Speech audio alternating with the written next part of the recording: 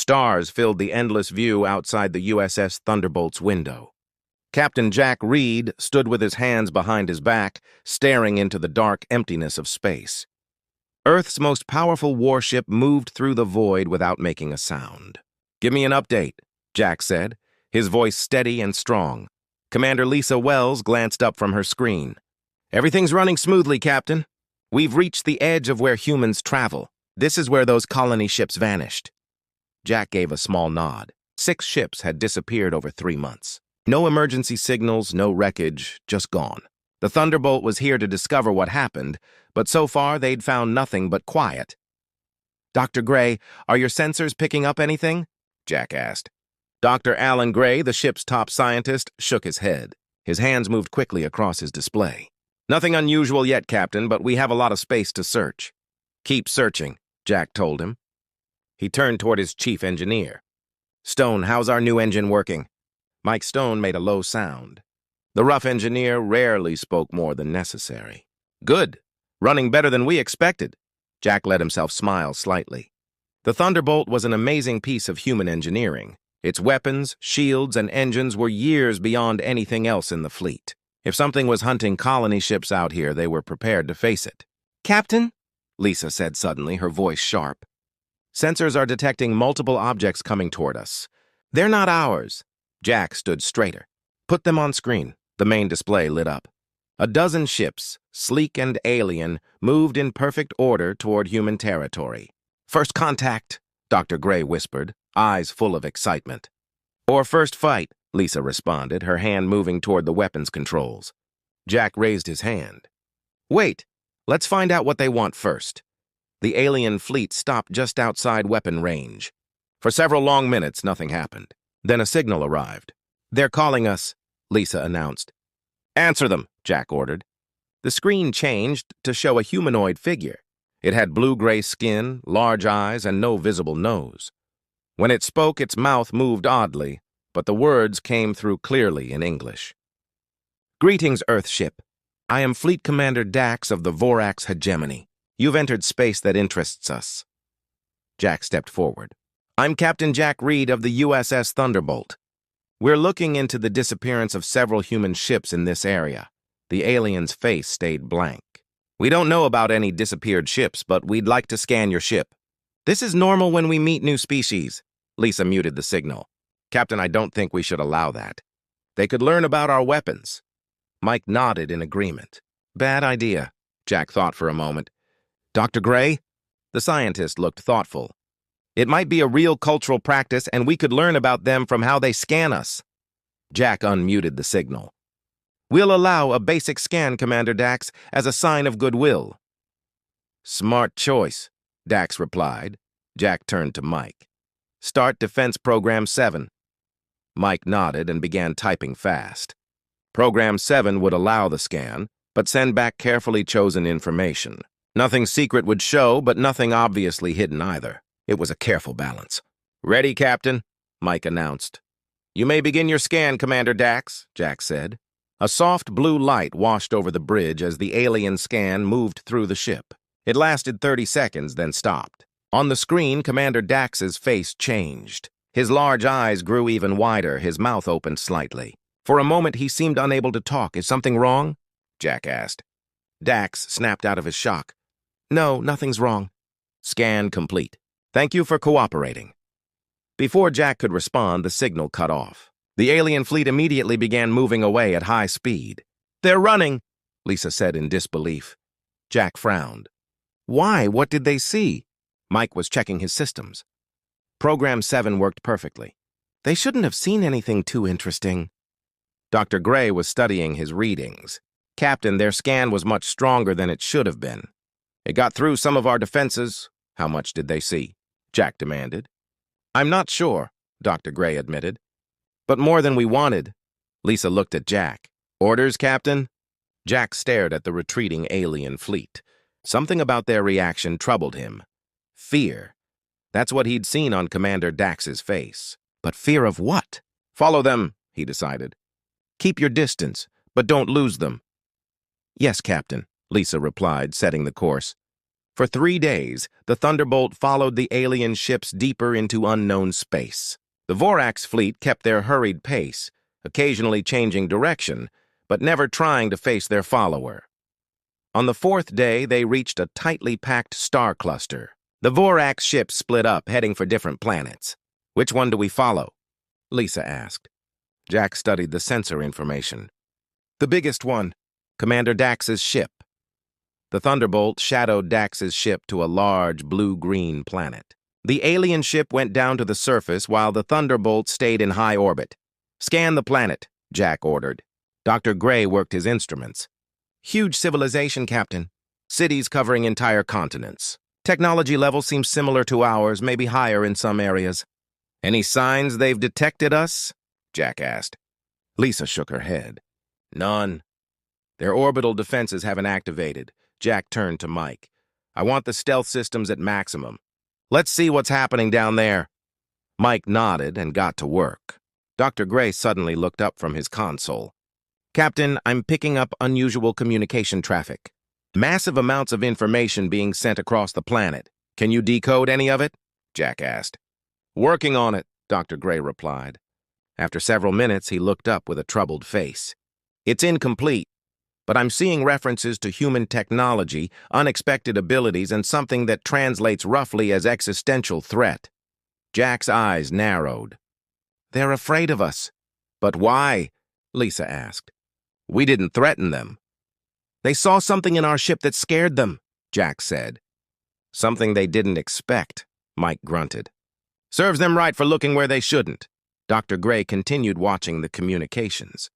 "Captain, I think they're calling some kind of emergency meeting. Important figures from across their territory are being summoned to the capital city." Jack nodded slowly. "So they scan us, get scared, and call a meeting of their leaders. Interesting. What's our next move?" Lisa asked. Jack thought for a moment. "We stay and watch. We learn and we prepare." He turned to look at his crew. "Something tells me this isn't over. The Vorax ran today, but they won't run forever. Whatever they saw in us frightened them enough to retreat. But fear can lead to different responses." "Like what?" Dr. Gray asked. "Like trying to make friends with what you fear," Jack said. "Or trying to destroy it before it destroys you." Lisa nodded grimly. "So we wait and see which path they choose." "Exactly," Jack said, turning back to the window to stare down at the alien world below. "And either way, we'll be ready." In the Vorax capital city, Commander Dax stood before the Supreme Council, his hands shaking slightly as he prepared to show them what the scan had revealed about the human ship. Information that had made him order an immediate retreat. Information that would change everything. The Supreme Leader entered and the room fell silent. "Show us," the leader commanded. "Show us what has you so afraid of these humans." Dax nodded and turned on the display. The detailed scans of the USS Thunderbolt appeared, revealing secrets that would keep the Vorax leaders awake for many nights to come. The Grand Council chamber on Voros. Prime fell silent as the scan information of the human warship filled the massive display screen. Supreme Leader Tark leaned forward on his throne, his gray-blue skin turning a shade paler. "This can't be right," he said, his voice barely above a whisper. Commander Dax stood tall despite his fear. "The scan was thorough, Supreme Leader. The information is accurate." Science Director Ayla moved closer to the display, her expert eyes analyzing every detail. "The human ship's power readings are impossible. Their shield technology is beyond anything we've seen before." "How?" Tark demanded. "We've conquered 7 species across this sector. None have technology that comes close to ours." Ella pointed to a section of the scan. "Look here. Their weapon systems. They use principles we've never even considered. And here," she swiped to another image, "their engine core. It's completely different from our approach," the council members whispered among themselves. For centuries, the Vorax had ruled through technological superiority. They'd never faced a species with more advanced technology. Tark turned to Commander Dax. "You fled from a single ship." Dax straightened his shoulders. "Supreme Leader, our scans indicated that this single ship could have destroyed our entire fleet. It was the logical choice. Logical, perhaps, but now they know we exist, and they know we're afraid," Tark said coldly. He rose from his throne and walked to the window overlooking the capital city. Towers of gleaming metal stretched to the sky, a testament to Vorax achievement. 7 conquered worlds supplied resources and labor to make it all possible. How did they advance so quickly? Tark asked. Our last intelligence from that sector showed primitive technology. That information is nearly 50 years old, Ella pointed out. We've been focused on consolidating our current territories. Tark nodded slowly. A mistake. One that could cost us everything. He turned back to face the council. Show me the images of the human crew. The screen changed to show Captain Jack Reed on the bridge of the Thunderbolt. Additional images showed other crew members at their stations. They look so ordinary, one council member commented. That's what makes them dangerous, Tark replied. They appear weak, but they've built something that threatens our entire way of life. Commander Dax cleared his throat. What are your orders, Supreme Leader? Tark was silent for a long moment. Are they still in orbit? Yes, Dax confirmed. Observing us. They think we haven't detected them, but our deep space sensors can track their position. Tark smiled for the first time. Good. At least we have that advantage. He paced the length of the chamber, thinking. We need time. Time to understand their technology. Time to develop countermeasures. And if they attack? Another council member asked. They won't, Tark said confidently. Not yet. They're curious. They want to know why we ran. We can use that curiosity. He turned to Ella. How long would you need to study their technology if you had full access to their ship? The science director considered. Months at minimum. Their approach is so different from ours. Tark nodded. Then we must gain that time. He faced the council. We'll extend the hand of friendship to these humans. Offer them trade, cultural exchange, scientific cooperation? Commander Dax looked shocked. Supreme Leader, are you suggesting an alliance with these humans? Of course not, Tark snapped.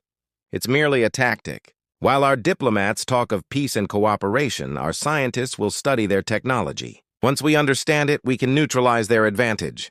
Ella appeared troubled. Supreme Leader, what if we can't match their technology quickly enough? Tark's face hardened. Then we must find other ways to defeat them. Every species has weaknesses. Perhaps humans rely too much on their technology. Perhaps they lack the will to use it effectively. We'll find their weakness and we'll exploit it. He walked back to his throne and sat down.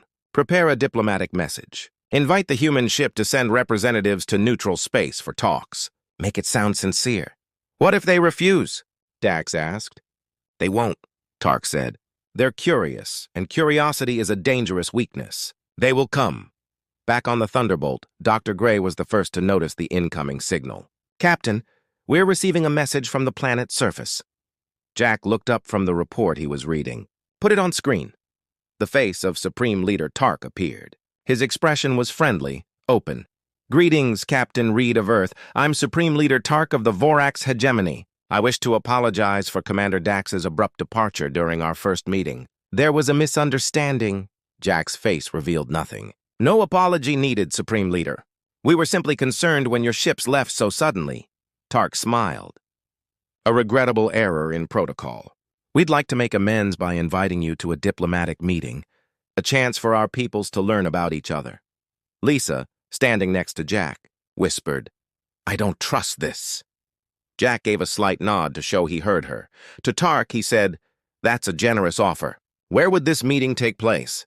There's a space station called Harmony Point in a nearby system. It's neutral territory used by various species for trade and diplomacy. Would that be acceptable? Jack pretended to consider. It could be. I'd need to consult with my superiors. Tark's smile didn't waver. Of course, take all the time you need. We're eager to establish friendly relations with Earth. After the transmission ended, Jack turned to his crew. Thoughts? Mike spoke first. Trap, Lisa nodded in agreement.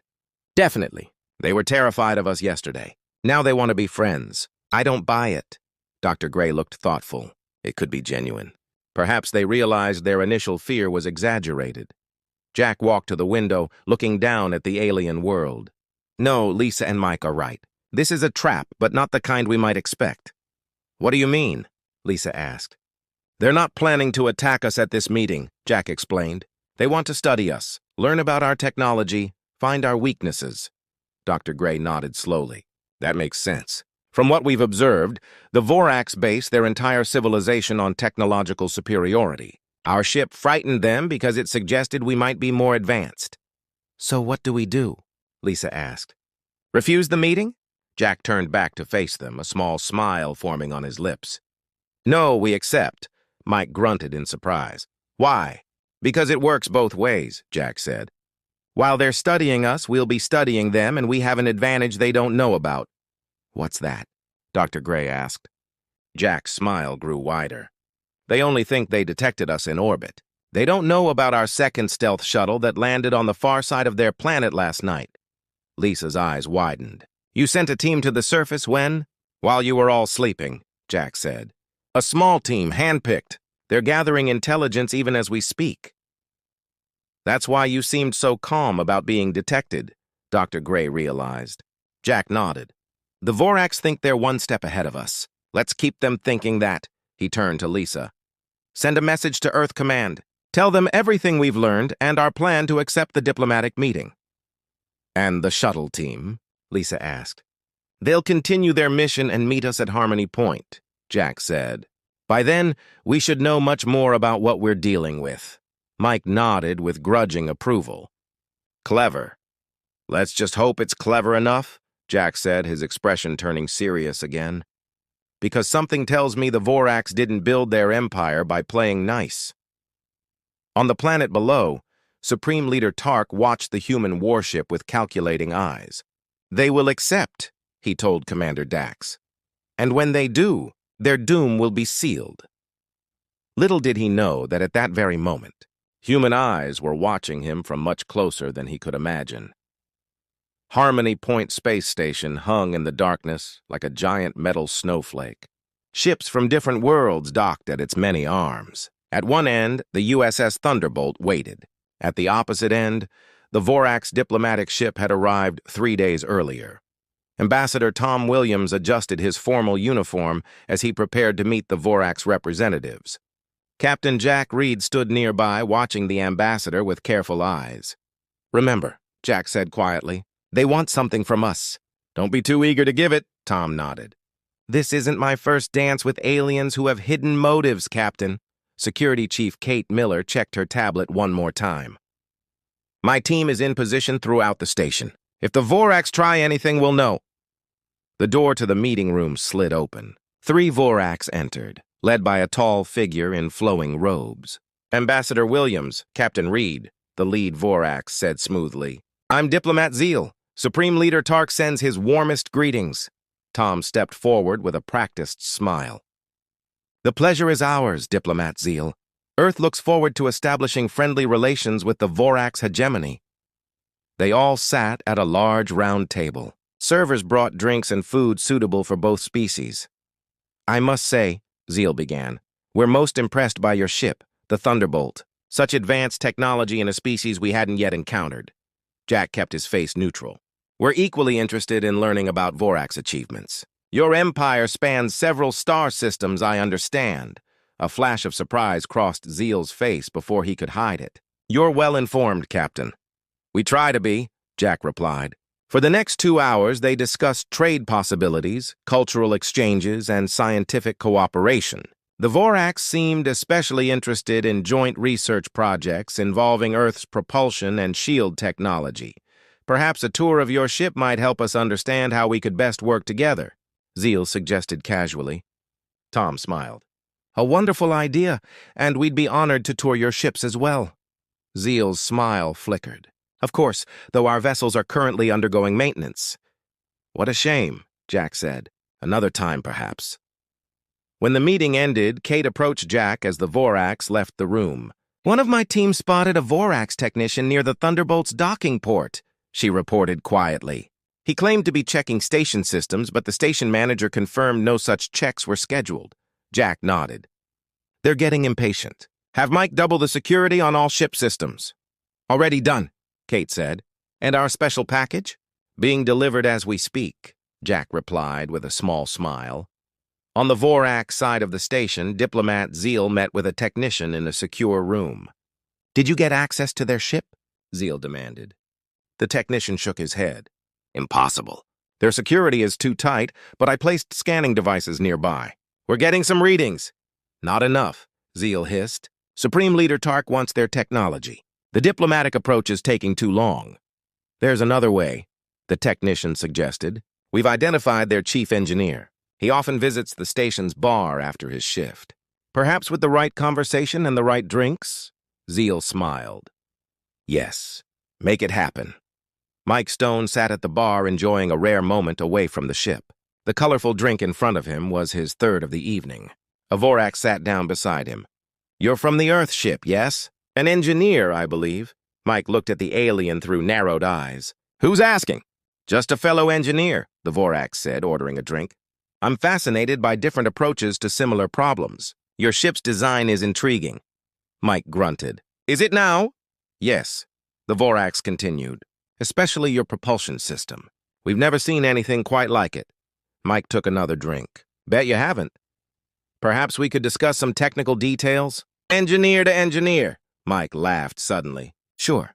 Let me tell you all about our special warp coils. They're made from a rare material we call... The Vorax looked confused. I'm not familiar with this material. Mike stood up, surprisingly steady for a man who'd had 3 drinks. It means I know what you're doing and it's not working. Good night. He walked away, leaving the frustrated Vorax at the bar. In his quarters, Dr. Gray worked late into the night.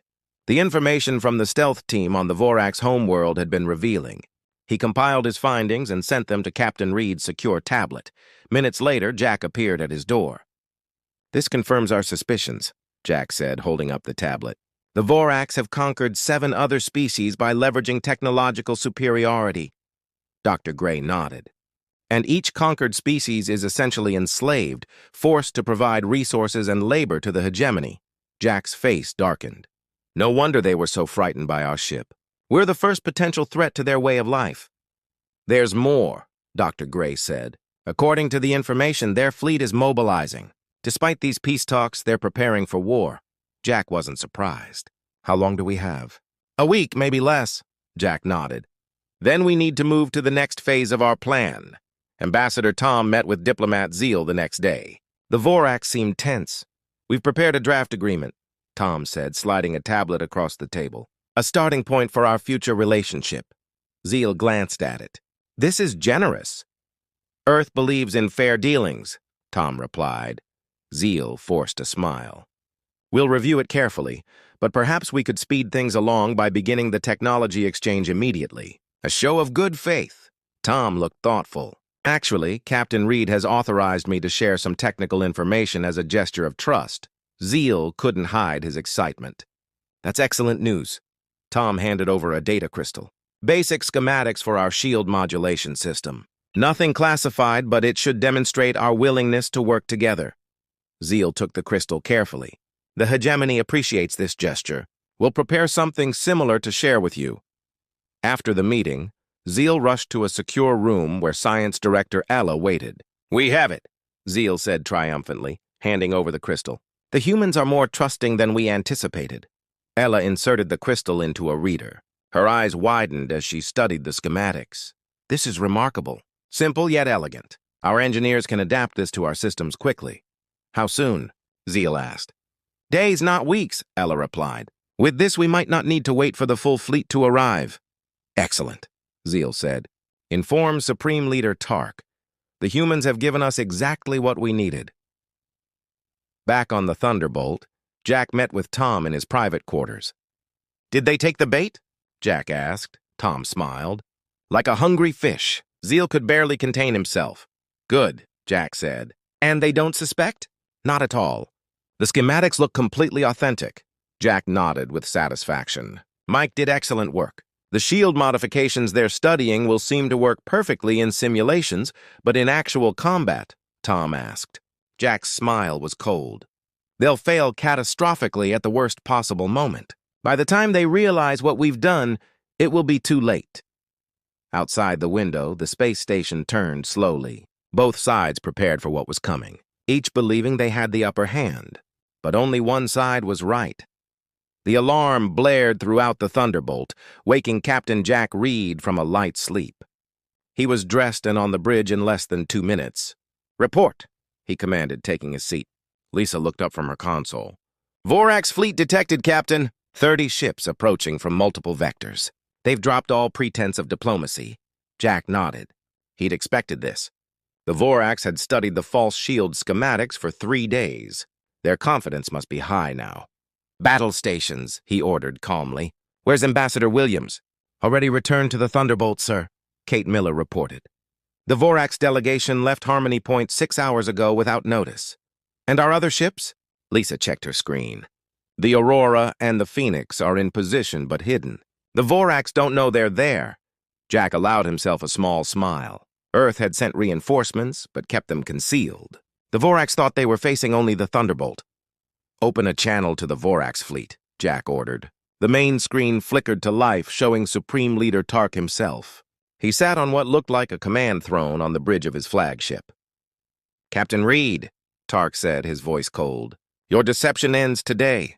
Jack raised an eyebrow. Deception? We came in peace. You were the ones preparing for war while talking of friendship. Tark smiled. A necessary precaution. Your kind represents a threat to the natural order. Your technology must not be allowed to spread. And what natural order is that? Jack asked. The one where the Vorax rule over 7 enslaved species? Tark's smile vanished. You know too much. It's fortunate we won't need to negotiate your surrender. We already have what we need from you. The transmission ended abruptly. They're powering weapons, Lisa reported, her voice steady despite the tension. Jack leaned forward in his chair. All crew, prepare for combat. Defense Protocol Omega now in effect. Throughout the ship, crew members activated special systems that had been hidden until this moment. The Thunderbolt's power signature began to change. Mike's voice came over the comm from engineering. Ready down here, Captain. They're in for a surprise. Good, Jack replied. Hold steady. Let them make the first move. The Vorax didn't wait long. Their lead ships opened fire, energy beams streaking across space toward the Thunderbolt. Impact in 3 seconds, Lisa called out. Jack gripped his armrests. Steady. The Vorax weapons hit the Thunderbolt's shields. There was a flash of light, but the ship barely shuddered. Shields holding at 98%, Lisa reported with a grin. On the Vorax flagship, Tark stared in disbelief at his tactical display. Impossible. Their shields should have failed. The schematics showed a weakness in the modulation pattern. Science Director Ella looked pale. They tricked us. The schematics were false. How bad is it? Tark demanded. Our weapons are barely affecting their shields, a tactical officer reported. And there's something else. Their power signature is changing. It's much stronger than our initial scan showed. Tark slammed his fist on his throne. They've been hiding their true capabilities all along. Back on the Thunderbolt, Jack watched the Vorax fleet with calm eyes. They've realized their mistake. Time to show them what we can really do. He nodded to Lisa. Target their flagship's weapon systems. Fire when ready. Lisa's fingers danced across her console. Firing! The Thunderbolt's main weapons array glowed bright blue, then released a concentrated beam of energy that cut through space like a knife. It struck the Vorax flagship with precision, destroying its primary weapons array in a flash of light and debris. Direct hit, Lisa reported. Their main weapons are disabled. Now the secondary ships, Jack ordered. The Thunderbolt moved with surprising speed for a ship its size, turning to face the next target. 2 more precision strikes disabled 2 more Vorax ships. The remaining ships are adjusting their attack pattern, Lisa warned. They're trying to surround us. Jack nodded. Just as we expected. Signal the Aurora and Phoenix. Time to spring the trap. From their hidden positions, 2 more Earth warships suddenly appeared. Their stealth systems deactivated. They immediately opened fire on the unsuspecting Vorax fleet from behind. Caught between 3 Earth warships, the Vorax fleet fell into chaos. Some ships tried to flee, others continued fighting, but their coordination was broken. On the Vorax flagship, alarms blared as systems failed. We're surrounded, the tactical officer shouted. 2 more human ships appeared from nowhere. Tark's face had turned a dark shade of blue with rage and fear. How? How did they know? Ella had no answer. Nothing in her experience had prepared her for this. The Vorax had always been the technological superiors in any conflict. They'd never faced an enemy that could outthink and outfight them. Supreme Leader, Commander Dax called urgently. Our shields are failing across the fleet. 4 ships have already been disabled. Tark stared at the tactical display in disbelief. The human ships were systematically targeting weapons and engines, disabling the Vorax vessels without destroying them. They're not even trying to kill us, he realized aloud. They're toying with us. Should we surrender? Dax asked quietly. Tark's pride rebelled at the thought, but his survival instinct was stronger. Open a channel to the Thunderbolt. On the Thunderbolt's bridge, Jack answered the incoming transmission. Tark's face appeared on screen, no longer confident but still defiant. Enough, Captain Reed, Tark said. You've made your point. We'll withdraw. Jack shook his head. Not good enough, Supreme Leader. Your fleet is disabled. You'll surrender to Earth forces immediately. And if we refuse? Tark challenged. Jack's expression was cold. Then we'll be forced to demonstrate the true power of our weapons. So far, we've been careful not to cause unnecessary loss of life. That can change. Tark's face showed conflict, but finally he nodded. Very well, we surrender. After the transmission ended, Lisa turned to Jack. That was almost too easy. This was just the battle, Jack replied. Winning the peace will be harder. The Earth ships moved among the disabled Vorax vessels, securing them one by one. Boarding parties transferred to the Vorax flagship led by Kate Miller. Hours later, Kate brought Commander Dax to the Thunderbolt's conference room. Jack was waiting with Dr. Gray and Mike. Welcome aboard, Commander, Jack said. Please sit down. Dax sat stiffly, his pride clearly wounded. Your victory was impressive, but this isn't over. The hegemony spans many worlds. We know, Jack replied. Our stealth teams have visited several of them. Dax couldn't hide his shock. Impossible. We would have detected them, Mike laughed. Like you detected our other ships? Or our true shield capabilities? Or the fact that we fed you false technical information? Jack leaned forward. You've built your empire on technological intimidation, Commander. But technology isn't enough. You need innovation, adaptability, and something else. What? Dax asked bitterly. Humanity, Dr. Gray answered. Not just being human, but the quality itself. Compassion, respect for others. Things the Vorax Hegemony has forgotten. Jack nodded. Your empire is built on sand, Commander. And now it's about to collapse. Dax's eyes widened as he finally understood the full extent of his people's defeat. It wasn't just a military loss. It was the end of everything they'd built. Outside the window, the disabled Vorax fleet drifted against the backdrop of stars. The battle was over, but as Jack had said, the real challenge was just beginning.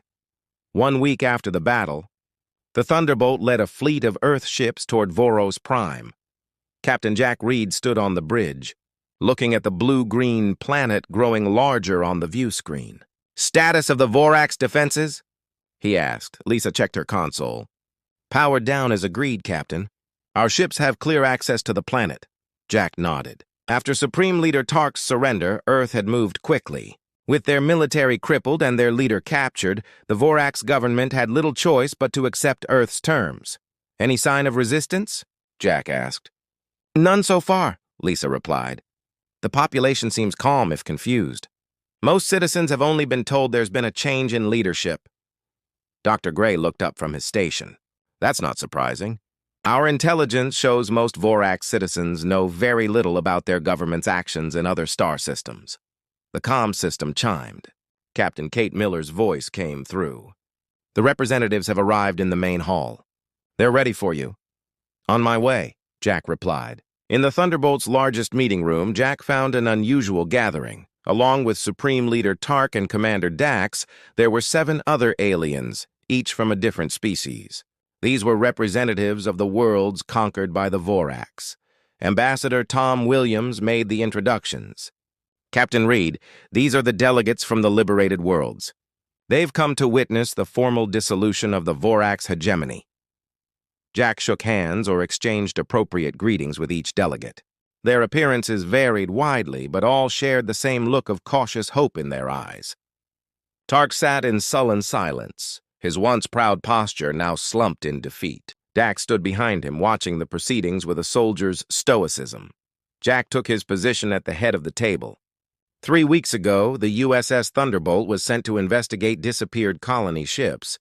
We found something unexpected. An empire built on technological intimidation and the subjugation of others. He looked directly at Tark.